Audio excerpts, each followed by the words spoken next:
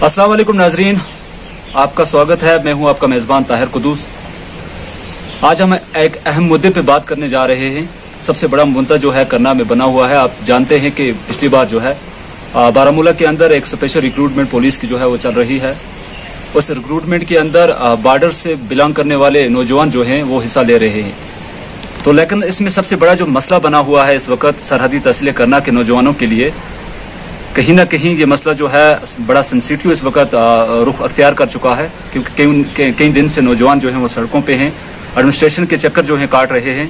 बड़ी नाराजगी है उनको अपनी रिप्रेजेंटेशन पे भी कि आज तक जो है इस मसले को क्यों पेंडिंग रखा गया। मसला ये है कि जब इनकी रिक्रूटमेंट शुरू हुई उसके बाद कई एक नौजवानों ने यहाँ पे अपनी रनिंग पास की, फिजिकल टेस्ट पास किया और बाद में जो है इनको ALC के लिए बोला गया। हालांकि आपको ये बताते चलें कि करना की कोई भी ऐसा इलाका नहीं है, कोई भी ऐसा गांव नहीं है जिसको ALC जो है नोटिफाई किया गया हो गवर्नमेंट के कागजों के अंदर। इस हवाले से हमने DC से भी बात की, उन्होंने भी यही कहा। और इस खास मुद्दे पे हमारे साथ इस वक्त बात करने के लिए एक शख्सियत हमारे साथ मौजूद हैं जिन्होंने करना को रिप्रेजेंट किया। आज इनके जो DDC मेंबर की बात की जाए वो भी इनकी पार्टी से ताल्लुक रखती हैं। मैं बात कर रहा हूँ राजा मंजूर साहब की। राजा साहब, सबसे पहले खैर मकदम है आपका हमारे प्रोग्राम में। ये जानना चाहेंगे कि जिस हिसाब से आज नौजवान जो हैं, जो कौम का सरमाया माना जाता है, जिस हिसाब से रिप्रेजेंटेशन पे नाराजगी है उनकी कि आज तक जो है रिप्रेजेंटेशन हमारे बीच में नहीं आई, चाहे वो आपकी बात की जाए, यहाँ के दूसरे जो लीडर हैं, जब इलेक्शन का दौर आता है तो सब जो है ट्रेंड बन के जो है घरों तक पहुंचते हैं, नौजवानों की बात की जाती है, रोजगार की बात की जाती है। लेकिन आज जो है इनका जो मसला है वो कौन हल करेगा, ये सवाल है नौजवानों का। ताहिर साहब, पहली बात यह है, शुक्रिया आप आए और आपने हमारे तासरात लेने की कोशिश कर रहे हैं आप। पहली बात है ये कि जो ये इस वक्त क्राइसिस खड़ी हुई है, आपको अगर याद हो तो home minister of India Rajnath Singh ji Kupwara आए थे। उस वक्त PDP की सरकार थी, चीफ मिनिस्टर भी उसमें मौजूद थी। हमने रिप्रेजेंटेशन की और ये बॉर्डर भर्ती का ऐलान करवाया। उसके बाद हमने फार्म भरवाए। फार्म भरते वक्त ये कॉम्प्लिकेसी हो गई सर्टिफिकेट्स की। मैंने ही डिप्टी कमिश्नर साहब से ये मसला सॉर्ट आउट करवाया, तहसीलदार करना को डायरेक्शन दिलवाई कि आप एक सर्टिफिकेट बनाए जिसमें 10 किलोमीटर रेडियस का एक सर्टिफिकेट बच्चों को मिल गया और बच्चों का फार्म जो है वो एंटरटेन हो गया। ये बात मैं आपको वाजह करता चलूं क्योंकि ये इशू जो है, नौजवान पढ़े लिखे जरूर हैं, कैटेगरीज की जो सर्टिफिकेट्स होते हैं, आपको ये इल्म होगा कि इस डिस्ट्रिक्ट में नॉर्थ में आप बांडीपुर से गिरेज से शुरू करें, आप उड़ी चलें, आप या नौगाम चलें, आप फिर करना में आ जाएं। ये जो एरियाज हैं, ये सारे एरिया जो गिरेज है वो ST है सारा, कोई ALC वहाँ सर्टिफिकेट नहीं है, वहाँ कैटेगरी एप्लीकेबल नहीं है। वहाँ पर आपके उड़ी में ALC नहीं है, वहाँ पर वो है आपका RBA है या ST है। आपका करना जो है वो RBA है, क्योंकि सर्टिफिकेट्स का जो मसला होता है वो गवर्नमेंट करती है, रिप्रेजेंटेशन के बाद करती है। चूंकि करना में RBA आया था, कंसेंसस बात पर नहीं हुई। हमने कोशिश की थी, अगर हमारी टर्म पूरी होती तो हम ये सॉर्ट आउट कर देते, क्योंकि ALC जो पहले वक्त में हुआ करती थी उसमें सिर्फ 3% रिजर्वेशन हुआ करती थी, और जबकि आपकी RBA है वो 25% क्रॉस कर चुकी है। लिहाजा आपका 0 लाइन का हमने सोचा था कि हम 0 लाइन को कम से कम ALC का सर्टिफिकेट दिला देंगे। ये मैं आपको जनरल बात करता हूँ। अब जहाँ तक इस भर्ती का ताल्लुक है, ये भर्ती की जब ऐलान हुआ, मैंने जैसे आपसे कहा कि सर्टिफिकेट एंटरटेन हो गए, आपके एक और डेवलपमेंट हुई। वो डेवलपमेंट ये थी कि इंटरनेशनल बॉर्डर जो है वो भी इसमें इंक्लूड की गई एक्चुअल लाइन ऑफ कंट्रोल में। हमने उस वक्त एक गवर्नमेंट से मिल के बात करके, मैंने इन बच्चों को, उनका फार्म इंटरटेन नहीं हो रहा था, मैंने उनको कहा कि भाई आप ऐसा करें कि आप सर्टिफिकेट दे दें इन बच्चों को, और खुद अपनी निगरानी में तहसीलदार से सर्टिफिकेट इश्यू करवाए जिसमें लिखा गया हर बच्चे के लिए कि so and so, son of so and so, resident of फलाना, this place is residing within 10 kilometre radius from the LOC। Within 10 kilometre करना का कोई, वैसे 5 किलोमीटर ही आता है, लेकिन कोई इलाका ऐसा नहीं है करना का। यही एनोलॉजी जो थी वो ग्रेस के लिए चली, यही एनोलॉजी उड़ी के लिए चली, क्योंकि आपको ये पता होना चाहिए actual line of control district north Kashmir में सिर्फ 3 जगह पे है। एक केरन, 2 जुमगंड 3 मच्छल जी। अब जो ये कॉम्प्लिकेसी आज ये खड़ी, चूंकि हमने गवर्नमेंट से एंटरटेन करवाया और गवर्नमेंट चली गई, उसके बाद कोविड भी आ गया और जो मुसीबतें आपने देखी वो हो गई, हमारे पास सरकार नहीं रही, हम XMLA बन गए। लेकिन इस दौरान में ये भर्ती का इन्होंने अब ऐलान कर दिया कि चलिए आप रिक्रूटमेंट शुरू कीजिए। ये बहुत पहले फार्म भराया गया था।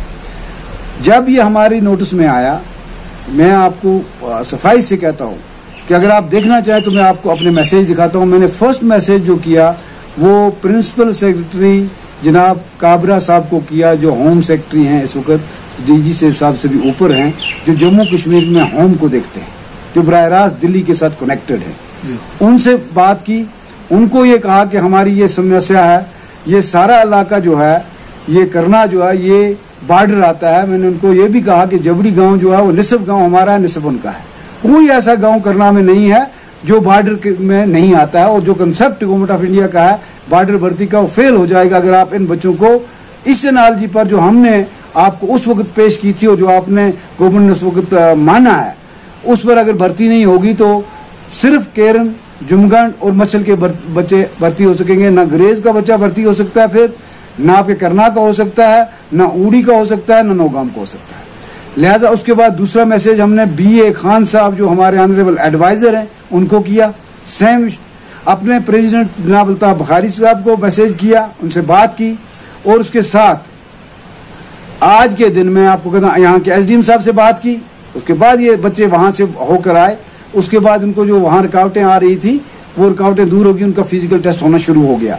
उसके बाद मैं आज दिन को मैंने सुबह 11 बजे के करीब गवर्नर हाउस को जनाब LG सैन जो हमारे मनोज सिन्हा साहब हैं उनको ट्वीट किया और ये लिख के भेजा कि हमारे ये प्रॉब्लम खड़ी होगी है, इसको सॉर्ट आउट करें। राइट, ये मुझे उम्मीद है कि जब तक उनका रिटर्न टेस्ट आएगा, यहाँ बच्चे जमा हो गए, रिजल्टमेंट की, आपने एक अच्छा रोल अदा किया। हमारे DDC भी वहाँ थी, उन्होंने भी बयान दिया, सरकार के नोटिस में आ गया। DC से आप लोगों ने बात की, हमने भी बात हाई कोर्ट कमांड से कर ली है।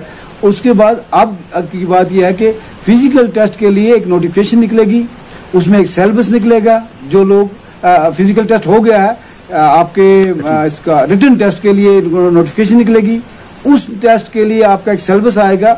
सिलेबस के बाद हम ये चाहेंगे और हमारी ये कोशिश होगी कि रिटर्न टेस्ट से पहले गवर्नमेंट ये फैसला कर ले कि जिस एनालॉजी पर हमने फार्म भरवाया है उस एनालॉजी को आप चालू रखें, ताकि हमारे करना के वजह 900 बच्चे का मामला है, 900 बच्चे की रिक्रूटमेंट होनी है। और अगर आज करना वालों को इतनी कोशिश करने के बाद जो ये बटालियन हमने लाई, अगर आज हमारे लोग जो हैं वो भर्ती नहीं होंगे तो इससे बड़ी बदकिस्मती कोई नहीं होगी। और मैं सरकार से मैंने कह दिया है कि बहुत बड़ी लॉ एंड ऑर्डर प्रॉब्लम हो सकती है। ये जेन्युइन काज है और आप जो बॉर्डर का कंसेप्ट आपने जम्मू में लगाया वो बॉर्डर का कंसेप्ट आपको यहाँ भी लगाना होगा। और इन सब बच्चों को फिजिकल टेस्ट जिन्होंने क्वालिफाई किया उनको रिटर्न के लिए बुलाना होगा। और रिटर्न में जो बच्चे मेरिट में आएंगे उनको बगैर किसी मुदाखलत के, बगैर किसी सिफारिश के आप उन बच्चों को सिलेक्ट करेंगे और उनको रोजगार मिलेगा। मेरा ये मानना है। तो और उस पर मैं कोशिश कर रहा हूँ। मैं इसको MLA नहीं हूँ, और लेकिन ये आप मान के चलें कि हमने एक वादा किया था लोगों के साथ कि हम आपको कांटा चुभेगा, हम आपके कांटा अपनी आंखों से निकालेंगे। उस पर हम काम करते हैं। आप मीडिया से ताल्लुक रखते हो, वो कोई गांव ऐसा नहीं है जहां गाय बगाए जाते हैं, बैठते हैं, उठते हैं, वो कोई ऐसा गांव नहीं होगा। इलेक्शन में बहुत लोग आएंगे, वो इलेक्शन के दिनों आएंगे, लेकिन राजा मंजूर जो है वो राउंड दी कला के एक ही काम करता है। वो कोई वकालत नहीं करता है, वो कोई बिजनेस नहीं करता है, वो उसकी कोई एक्स्ट्रा करिकुलर एक्टिविटी नहीं है। सिर्फ एक ही बात करता है कि वो हम जो वादा मैंने किया था, लोगों ने मुझे 6 साल के लिए सिलेक्ट करके भेजा था, मैं उसी जिम्मेवारी से आज भी काम करता हूं। और कोई भी आदमी जब भी जो भी मिसाल हो वक्त पर हम उसको, हाँ ये बात सही है कि मैं थोड़ी पब्लिसिटी लेने से का ज़्यादा कायल नहीं हूँ, इसलिए कि मैं जानता हूँ कि मेरा अल्लाह देख रहा है और जो मैं काम कर रहा हूँ मैं अल्लाह की रज़ा के लिए कर रहा हूँ। और मैं ये खुशी होगी मुझे कि अगर मेरे हाथों से, मेरी कोशिश से बच्चों को रोज़गार मिल जाएगा तो मैं अपने आप को बहुत खुशकिस्मत समझूंगा। राय साहब, मसला ये है कि नौजवानों को ये मानना है कि उनको 2 दिन खाली डेडलाइन दी गई है कि 2 दिन के अंदर जो है आपको ALC प्रोवाइड करनी है, या तो फिर आपके फॉर्म जो है वो कैंसिलेशन हो जाएंगे और आप रिक्रूटमेंट का हिस्सा नहीं बनेंगे। इस हवाले से आपने जब प्रिंसिपल सेक्रेटरी से बात की तो उनका रवैया क्या रहा, या आपने ट्वीट जो किया लेफ्टिनेंट गवर्नर को लेकर, तो क्या रिस्पांस मिला अभी तक जो है बच्चों के लिए, क्या रिस्पांस आपकी तरफ से? देखिए, मुझे तो अभी मैं आपको बताऊं कि जिस वक्त ये मामला मेरी नोटिस में आया उसके साथ ही एक बहुत बड़ा मुद्दा जम्मू कश्मीर का चल रहा है। आपको पता होगा कि डिलिमिटेशन कमीशन यहाँ आई है, ये भी आपको पता होगा ये कितना हसास मामला है। आपके करनाल के कितने लीडर हैं, कितने लीडर डिलिमिटेशन कमीशन में गए, कितनी रिप्रेजेंटेशन उन्होंने की, कितने लोग इलेक्शन लड़ने के लिए तैयारी कर रहे हैं। किसी एक को ये पता है कि ये कॉन्स्टिट्यूंसी काट के कहाँ से कहाँ जा रही है, कौन कौन से लोग इसके इलाके के साथ लग रहे हैं, या इस कॉन्स्टिट्यूंसी का असली नक्शा कैसे बदल सकता है। तो मैंने डिलिमिटेशन कमीशन में डेलीगेशन लेकर मैं 10 बजे रात को होटल ललित से बाहर निकला।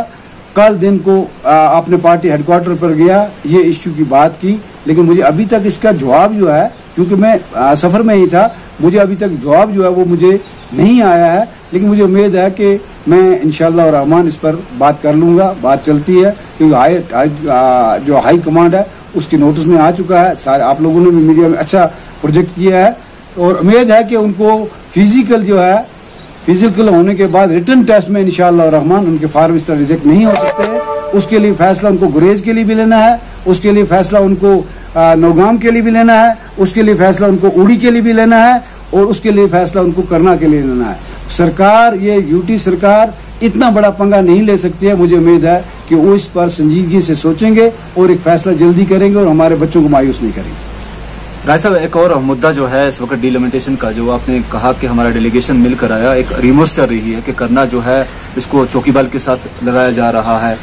ये भी लोग कह रहे हैं कि करना जो है चौकीबाल एक की कॉन्स्टिट्यूंसी बन रही है। आप रिसेंटली जो है डिलिमिटेशन कमीशन से आप मिलकर आए, आपका डेलीगेशन मिलकर आया, तो क्या आश्वासन हुआ, क्या मसले जो है वहाँ पे रेज किए गए आपकी तरफ से, अपनी पार्टी की तरफ से? देखिए, डिलिमिटेशन का जहाँ तक ताल्लुक है, आप मीडिया से तो आपने नज़र रखी होगी कि अपनी पार्टी 14 मार्च को 2020 जब हमने पार्टी बनाई थी, प्राइम मिनिस्टर साहब से मिली थी लॉन्चिंग के बाद। अपनी पार्टी होम मिनिस्टर साहब से मिली थी। उस वक्त हमने कई मुद्दे जो थे, 3 मुद्दे जो थे वो बड़े मुद्दे उठाए थे। उसमें एक मुद्दा था restoration of the state, number 1, this is core agenda. Number 2, protection of job for J&K people. Number 3, protection of land. इन तीनों मुद्दों में से 2 मुद्दे जो हैं, ये मैं आपको मीडिया को वाज़िया तरीके से कह देना चाहता हूँ, 2 मुद्दे जो हैं उन पर हम कामयाबी हासिल कर चुके हैं, क्योंकि हमने डोमिसाइल लॉ ऑर्डर जो आया उसमें एग्रीकल्चर लैंड जो है उसमें कोई भी जम्मू कश्मीर स्टेट के बाहर का आदमी वो खरीद नहीं सकेगा। एक, जहाँ तक रोजगार का ताल्लुक है, 370 खत्म होने के बाद यहाँ पर केरला का, बम्बई का, हिंदुस्तान के किसी स्टेट का भी बच्चा फार्म भर सकता था और वो यहाँ पर रोजगार हासिल कर सकता था। हमने ये प्रोटेक्शन भी ऑफिशियली गवर्नमेंट ऑफ इंडिया से ले ली।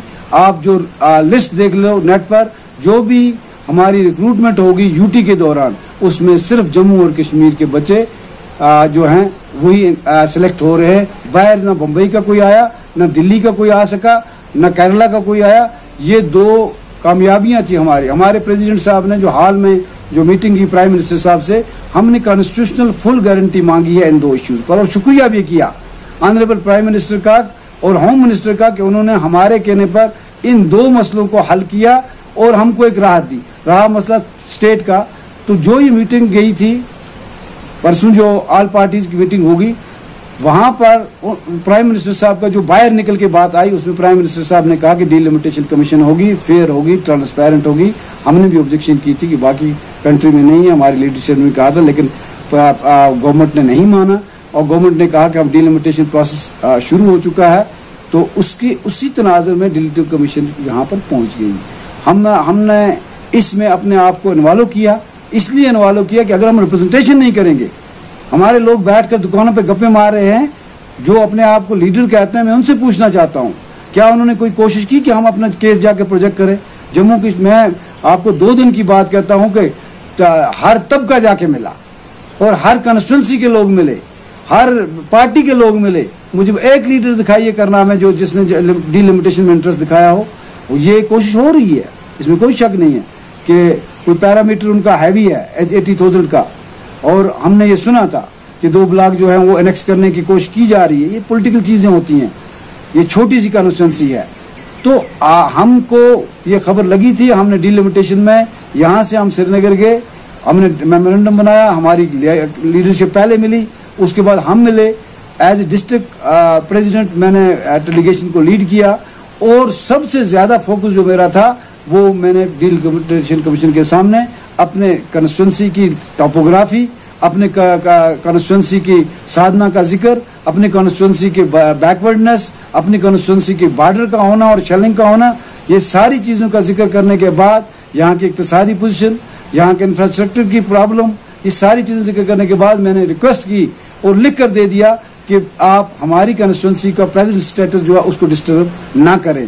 आप बोलता हमने मेरे डेलीगेशन ने, मेरी सारी जो टीम थी उसने, हमने करालपुरा में एक नई कंस्टिट्यूंसी कार्य करने के लिए डिलिमिटेशन कमीशन के सामने अपनी रिक्वेस्ट रखी है, और वो वर्बली भी रखी, वो हमने राइटिंग में भी रखी, विद मैप रखी, विद पॉपुलेशन रखी, और मुझे उम्मीद है कि करालपुरा कंस्टिट्यूंसी डिस्ट्रिक्ट कुपवारा में एक नई कंस्टिट्यूंसी कार्य आउट हो जाएगी, और जिससे हमारी कंस्टिट्यूंसी का जो स्टेटस है और ग्रेस का जो स्टेटस है वो शायद डिस्टर्ब नहीं होगा। इसलिए हम कंस्टिट्यूंसी को के साथ जो है छेड़छाड़ नहीं कर सकते, इंशाल्लाह नहीं होगी। मुझे ऐसा आश्वासन मिला कि कोशिश की जा रही है कि करना की constituency, border constituency, special constituency जो कार्य की गई थी, इसके स्टेटस को इंशाल्लाह कोई डिस्टर्ब नहीं करेगा, और आपकी कंस्टिट्यूंसी जो होगी वो करना की कंस्टिट्यूंसी, स्पेशल कंस्टिट्यूंसी जिस पोजीशन में थी उस पोजीशन में रहेगी। जी, शुक्रिया बात करने की राजा साहब। ये थे हमारे साथ अपनी पार्टी के सीनियर लीडर और डिस्ट्रिक्ट प्रेसिडेंट राजा मंजूर खान, जिनका यही मानना है कि